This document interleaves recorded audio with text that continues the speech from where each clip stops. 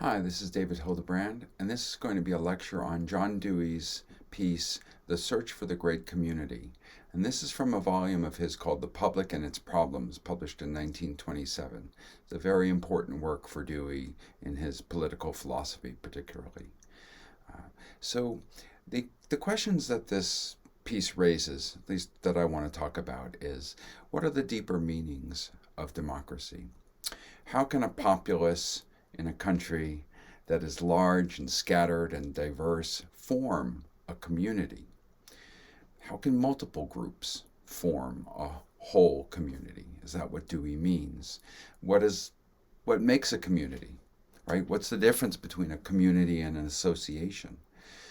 And what forms of communication are important to help create a community, to aid a democracy? And what kinds of communication hinder it? So, to introduce this a bit, in this work, Dewey wants to investigate an idea that he's discussed in other works, namely the idea that democracy is as much a social idea as a system of government. Any system of government has to be rooted in actual life, Dewey thought, and he wrote about this saying, "There is no sanctity in universal suffrage, frequent elections, majority rule, congressional and cabinet government. These things are devices evolved to serve the purpose of meeting existing needs which had become too intense to be ignored." But these tools, Dewey points out, were fit for their time and place. They were hypotheses, and they turned out to be good ones. But they are not final truths, and they cannot simply be repeated or chanted or reenacted automatically to suit present times. And this is because, as Dewey puts it, the idea of democracy is a wider and fuller idea than can be exemplified in the state, even at its best. To be realized, it must affect all modes of human association: the family, the school, industry, religion. Government exists to serve its community, Dewey is saying, and this is possible only when the community itself shares in selecting its governors and determining their policies. Moreover, Dewey continues, from the standpoint of the individual, the democratic idea consists in having a responsible share, according to capacity, in forming and directing the activities of the groups to which one belongs, and in participating according to need and in the values which the group sustains. So the wider question then is, how did the Great Society, the public as it now is, at least in Dewey's time and probably ours, inchoate, fragmented, often disempowered, how could it become a great community? Well, by this question, Dewey means a public which is made up of many groups and associations, but which find expression of their needs and their ideas, which is capable, of affecting government, that rather than merely looking at it for oversight or mere protection. The wider question, then, is how the Great Society, the public as it is now, or as it was for Dewey in Dewey's time, and probably for us now, a public which is inchoate, which is fragmented, which is often disempowered, how could it become a great community? So by this question, Dewey means, how could it become a public which is, while it might be made up of many groups and associations, how might it become a public which could find expression in its government of its needs, its ideas? How could it become capable of affecting government rather than merely looking to it for oversight and protection? So this raises a larger question, which is, what is a community? What do we think a community was? And if you can't make that clearer, there will be no way to argue for the kind of political and social interdependence which democracy as a way of life could promote. So one way of understanding this is that we begin with the difference between an isolated and an interactive group. Consider for a moment his example of the band of robbers. Why are they not a community in Dewey's sense? Well, think of the difference between a robber band and a community. For one thing, a robber band can't interact flexibly as a group with other groups. It acts by isolating itself. And here's what Dewey says about this. He says, wherever there is conjoint activity whose consequences are appreciated as good by all singular persons who take part in it, and where the realization of the good is such as to affect an energetic desire and effort to sustain it in being, just because it is a good, shared by all, there is insofar a community. The clear consciousness of communal life in all its implications constitutes the idea of democracy. So, if one thinks of what is meant by a good citizen, well, that would be someone who not only acts in accord with the duties of the groups in which he or she is invested, but he or she also operates as a member of that group in a way that's flexible and able to interact with other groups. Right?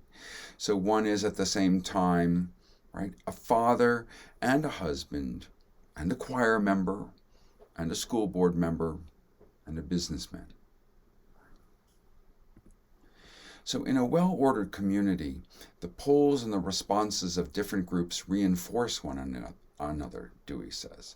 And so participation in different groups doesn't necessitate exclusive or antagonistic loyalties. Rather, we can shift between roles, and we can see our group as flexibly interacting with other groups, rather than operating because it's exclusive of other groups. So this conception actually requires a different understanding of liberty. Liberty, under this conception, doesn't imply freedom from one's participation in multiple roles. Rather, it implies the freedom to fulfill one's potential within those contexts. So you might think about a ball player. Well, a ball player who is free hits and fields in his own way, but he's on a team. Right? A free student, right, expresses and writes and contributes her ideas as a member of a class, right, an academic class. A business person who is free, they may trade, they may sell, they may buy, but they do so within a legal and social system. So freedom is always in some ways bounded by the rules and norms of the system in which it exists. It's never absolutely free. And that's not what freedom means. The idea of equality must also be understood differently. Equality doesn't imply natural or strictly mathematical equality. It doesn't imply that everyone's the same physically or psychologically. It implies that because each person is distinctive and unique, their needs are regarded as worth protecting. Right? And he gives the example of the baby who is in no ways equal to the other family members, physically or mentally, socially, is equal in the sense that its needs as unique to it are regarded as worth protecting. It's that kind of equality. Or think about this way, the statement that all students will be treated equally. What does that mean? Well, it doesn't mean that all lessons and rules of conduct will be applied mechanically and automatically by a teacher. Rather, it means that students will be all treated, to the degree possible as unique individuals with unique needs and talents. Or take the saying, all men or all people are created equal. Well, that's not a statement of fact. It's a prescription about how the community ought to treat citizens. Equality is the result of community acting as a community towards the individuals, understood as being interactive and interdependent parts of that community. Now, another important distinction involved in the search for the great community regards the distinction between associated and communal life. Associations, Dewey says, are physical, organic. They're inevitably produced by need. Community is moral. It's intellectual, right? It's consciously chosen. uses signs, right? Signs are used to arrange it or arrest action, and it's consciously chosen for consequences, right?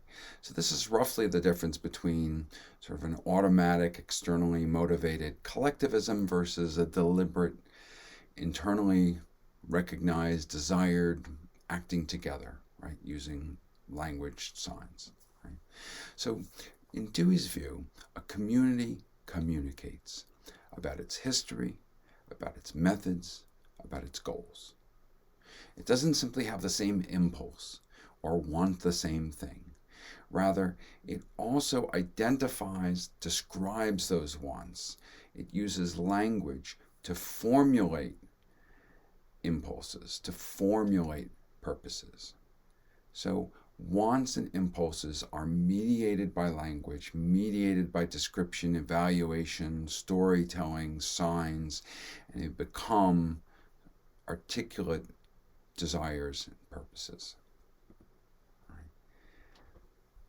Once that's possible, once that's done, only then is something like a general will or a social consciousness emerge. Right. So desires and purposes, as they become shared by communities, I'll give you some examples. Good grades, right? Or an A+. It's a desire, it's a purpose. But it's only a desire or purpose because it's been formulated as such, right? Secure borders, right? What are secure borders, right? That is a formulated desire or purpose, right? A clean environment or efficient waste disposal, right? Those are both desires or purposes, but they're shared by communities and they are formulated to be shared. Okay. So the use of language, the use of signs makes it possible, Dewey says, for us to convert mere association to community life. It also enables individuals as to how to conceive of themselves as unique, distinctive members of a larger community. And so signs is actually a rather broad term. For Dewey, it includes dialogue, media, communication, art. Right? And the result is a transformation of an opposition, a dualism, right? So it's not individuals versus community or individuals or community. It's individuals because of community, defined in reference to community. So if you're a bass player, or you're a basketball forward, or you're a brother, or you're a sister, these individual roles only are what they are because of and defined in reference to some larger community.